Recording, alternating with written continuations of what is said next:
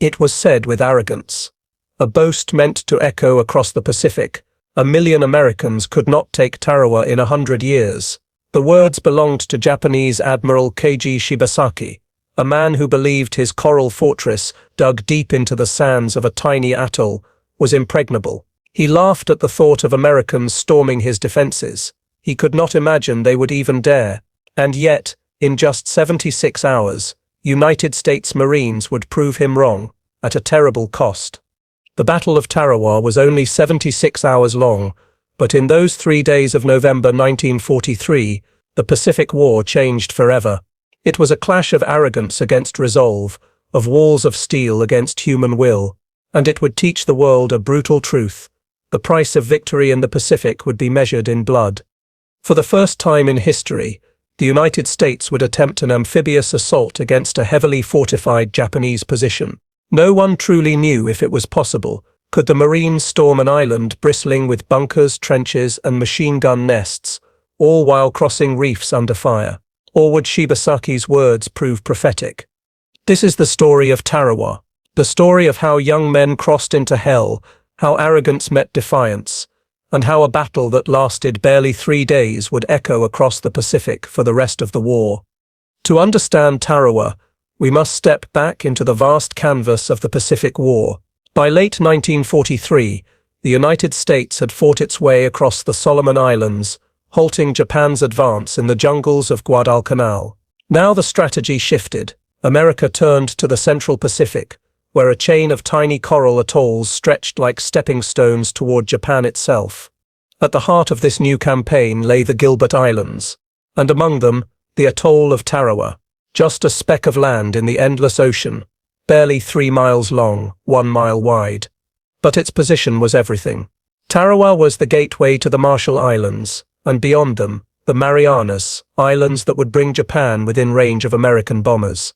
The Japanese knew this. They poured men and concrete into Tarawa, transforming it into what one officer called the Gibraltar of the Pacific. Admiral Keiji Shibasaki, commander of the garrison, believed the island was invincible. With 4,000 elite troops, coastal guns, and bunkers carved deep into the coral, he boasted it would take 1,000,000 men 100 years to conquer Tarawa. But on the other side of the ocean, the United States Marines were preparing. They had studied the failures of Gallipoli in the First World War. They had trained relentlessly for amphibious warfare, testing landing craft, flamethrowers, even amphibious tanks. This would be the first real test of their doctrine, a proving ground for the island-hopping campaign to come. In their journals, young Marines wrote about the uncertainty. "Will we even make it ashore?" one asked. Another confided to his mother, "Don't worry, Ma. If I don't come back, I'll be with the Lord." For many, Tarawa would be their first taste of combat. For too many, it would also be their last. The stage was set. A tiny coral island in the middle of the Pacific Ocean, a place most Americans had never heard of, was about to become the crucible of fire that would decide the future of the war in the Central Pacific. The men of the 2nd Marine Division were about to find out whether Shibasaki Sepp's boast was truth or folly. Every battle has maps, strategies, and numbers. But behind those numbers are men, sons, brothers, fathers. Tarawa would test not only military doctrine, but the spirit of those who would storm its beaches. The 2nd Marine Division, commanded by Major General Julian Smith, carried the burden of this mission. Over 18,000 Marines would take part.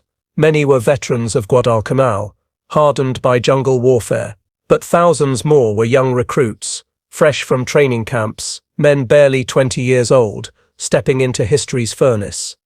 Dear Mom, we stirred headed for something big. Dom fit nowhere.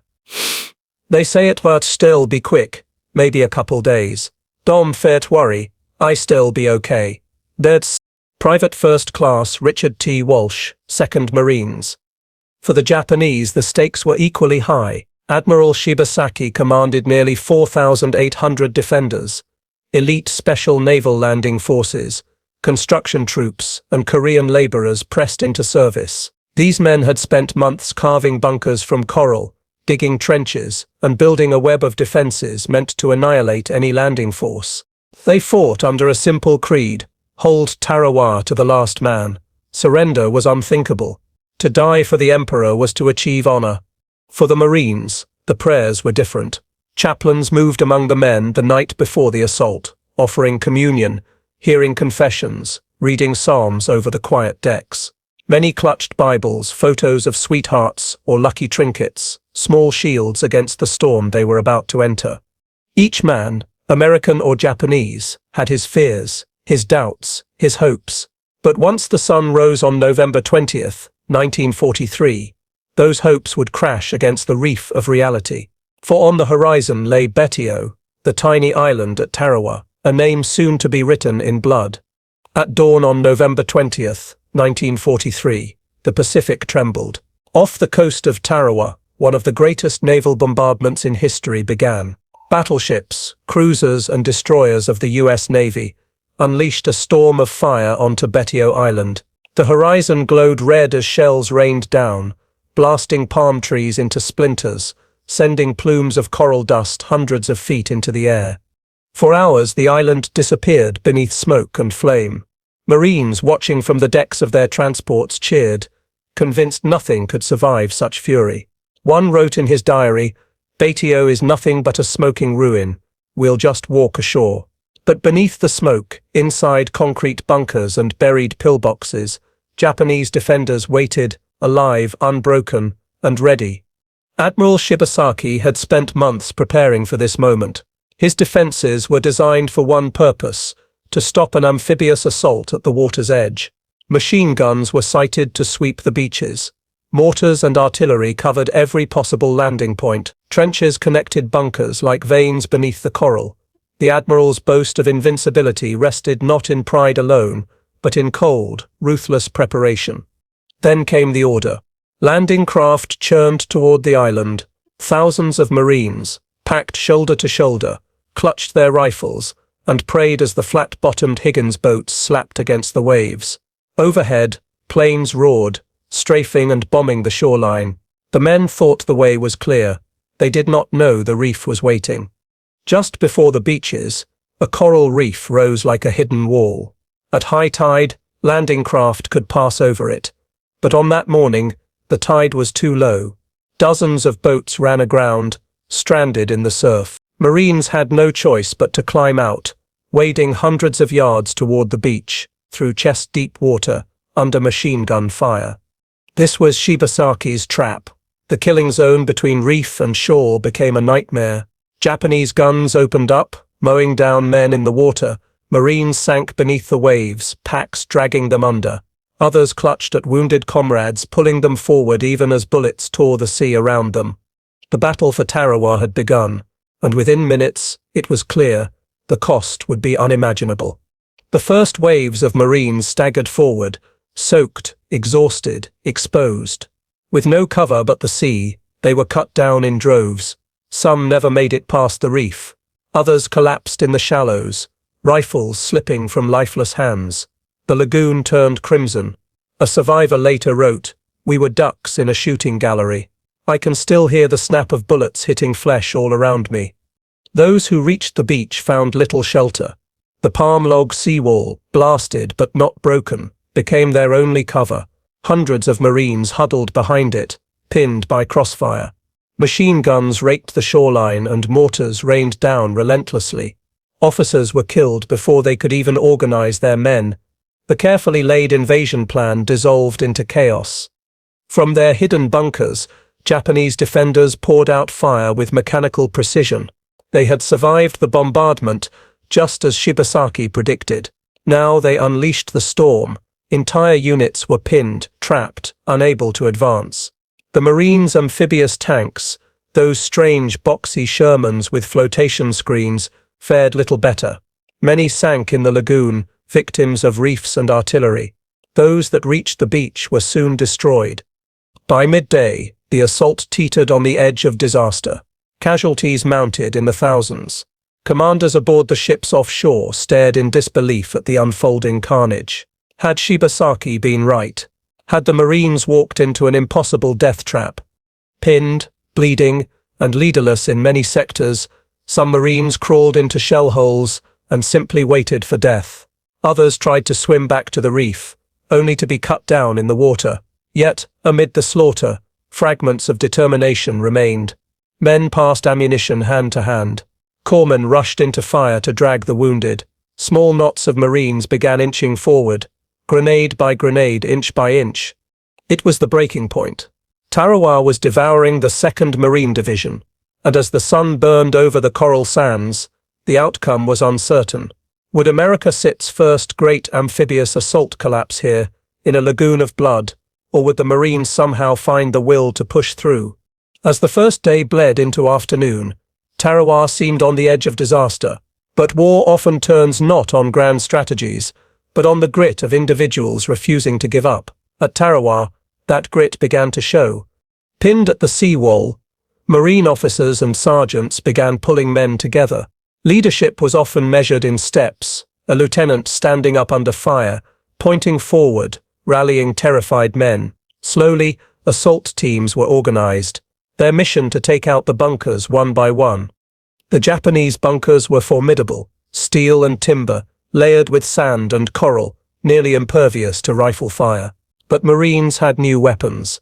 Satchel charges, flamethrowers and demolition teams were brought forward. Small groups crawled across open sand, grenades in hand, while covering fire spat from behind the seawall.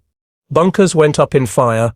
Marines hurled explosives into firing ports, silencing machine guns with brutal efficiency. It was hand to hand, yard by yard, men pulling each other forward, dragging the wounded, refusing to let momentum die.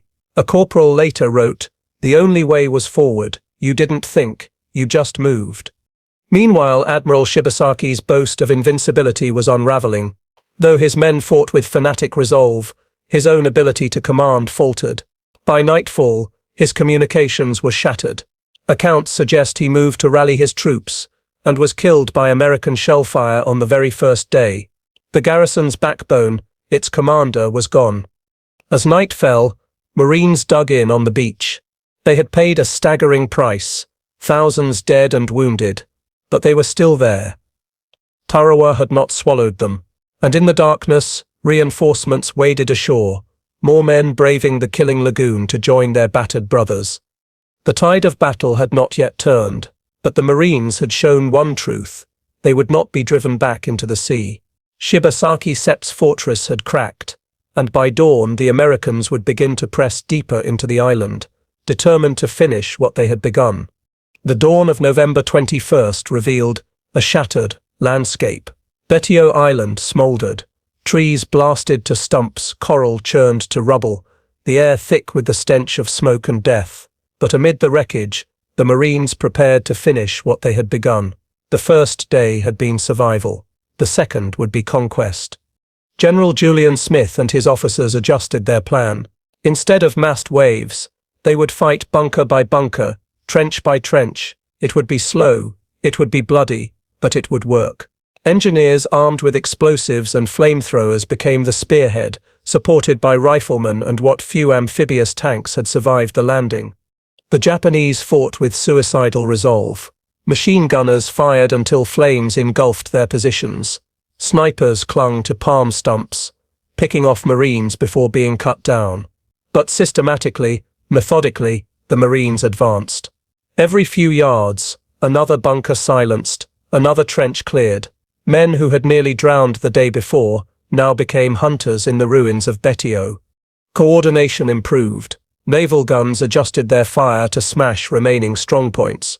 Marine artillery landed on the beach, providing rolling barrages just yards ahead of advancing troops. Communications, once shattered, now began to link companies together. By afternoon, the Marines held a solid foothold, a bloody but undeniable grip on Tarawa.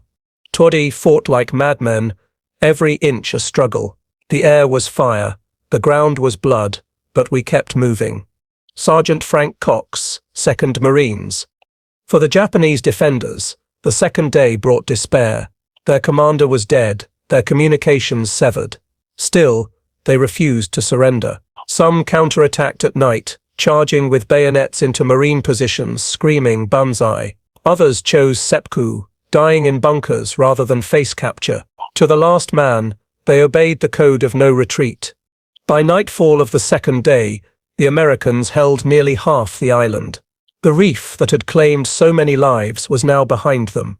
Ahead lay the remaining Japanese strongholds clustered at the western tip of Betio. The battle was not yet won, but the outcome was becoming clear. Shibasaki's boast had turned to ashes. November 22nd, the third day at Tarawa. The Marines had clawed their way inland, bunker by bunker, trench by trench. Now only the western end of Betio remained in Japanese hands, but those last yards were defended with fanatic resolve. The climax of the battle was at hand. Marine artillery pounded the strongholds. Navy guns from offshore fired point-blank into Japanese positions, shaking the island with thunder. Then, with covering fire rolling ahead of them, the Marines advanced once more, rifles ready, flamethrowers primed, satchel charges in hand. The fighting was beyond savage. Japanese soldiers refused to yield. They fought until bunkers collapsed on top of them. Others launched desperate charges, rushing machine guns with bayonets, screaming in defiance. For the Marines, it was kill or be killed. One veteran recalled, "It wasn't war anymore, it was extermination. We had to burn them out, blow them out, dig them out. No quarter was asked, and none was given." By afternoon, organized Japanese resistance was breaking. Small groups fought to the death in pockets of rubble. Others launched one final banzai charge, rushing into the teeth of Marine machine guns. It was slaughter. By nightfall, the last of Shibasaki Sepp's garrison had been wiped out. After 76 hours of unrelenting carnage, Tarawa was secure. The impregnable fortress, the so-called Gibraltar of the Pacific, had fallen. The boast of 100 years had been silenced in 3 days. But victory had come at a cost almost too great to bear. Betio was littered with bodies, American and Japanese alike. The beaches that had been promised as an easy walk were now graves of men barely out of boyhood. The battle was over. The nightmare of Tarawa had been won, but at what price? When the guns fell silent on November 23, 1943, the island of Betio was a graveyard. Palm trees were blasted to blackened stumps. The sand, once white, was churned into mud and blood. Everywhere lay the dead, more than 4,600 Japanese soldiers, sailors and laborers. Only 17 Japanese defenders were taken alive, 17 from nearly 5,000. But victory had come at a staggering price. Of the 18,000 Marines who landed, more than 3,100 were killed or wounded in just 3 days. Hundreds of bodies floated in the lagoon, still strapped with gear, packs dragging them down. The beaches were littered with helmets, rifles, and the torn remains of men who had charged into history. Tell Dad I did my best. If I don't stout come home, remember I died with the bravest men I ever knew. For those who survived, memories of Tarawa never left them. One Marine said simply, "It was 76 hours of hell. I lived a lifetime in those 3 days." Corpsmen, exhausted and bloodied, recalled treating men in the sand while bullets snapped overhead. Chaplains walked among the fallen, giving last rites amid the smoke and ruin. Back in America, the aftermath struck like a thunderclap. For the first time, the US military allowed graphic footage of battlefield carnage to be shown to the public. Families saw the bodies of Marines lying lifeless on the beaches of Tarawa. They saw the cost of war laid bare, and many asked, was it worth it? Strategically, Tarawa was a victory. It gave the United States a foothold in the Central Pacific, a stepping stone toward the Marshalls and beyond. It proved that amphibious assaults, even against the most fortified islands, could succeed. But the cost made it clear. Each island would be bought with blood, and many more Tarawas lay ahead. Tarawa was won. But for the men who fought there, the battle never truly ended. It lived on in nightmares, in empty chairs at family tables, in the silence of fathers who could not speak of what they had seen. Today, Tarawa is quiet. The lagoon no longer runs red, and the palms sway gently in the Pacific breeze. Yet beneath the sands lie the echoes of those 76 hours, young men, American and Japanese, who fought and died on a speck of coral far from home. Admiral Shibasaki Sepp's boast that 1 million Americans could not take Tarawa in 100 years was shattered. The Marines proved it could be done in 3 days, but the price was so high that the question lingers even now: what does it mean to win when victory is bought with so much blood? For the survivors, Tarawa was more than a battle. It was a defining scar. Many could never forget the faces of brothers lost in the surf, the cries of the wounded behind the seawall, the relentless courage that carried them forward when all seemed lost. Tarawa was not just a military victory, it was a testament to sacrifice, endurance, and the terrible cost of war. From Tarawa, the island-hopping campaign pressed on to the Marshalls, the Marianas, Iwo Jima, Okinawa. Each step closer to Japan carried lessons written first in the sands of Betio, that victory demanded preparation, adaptation, and above all, the courage of ordinary men placed in extraordinary circumstances. Tarawa teaches us that arrogance can be shattered, that resilience can triumph against the impossible, but also that every inch of ground in war is paid for by human lives. When we walk the beaches of peace today, we walk on ground bought dearly by those who came before us. If this story moved you, remember the echoes of Tarawa, and the men who gave everything in those 76 hours. Like, comment, and subscribe to join us here at Echoes of WWE, where we keep alive the human stories behind history's darkest hours.